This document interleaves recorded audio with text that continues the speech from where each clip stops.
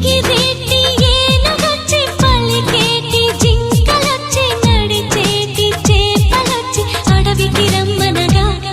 ఆ కోనల్లో కొమ్మల్లో ఉయ్యాలుగేసి ఆ కొమ్మల్లో పళ్ళన్నీ రుచి చూసి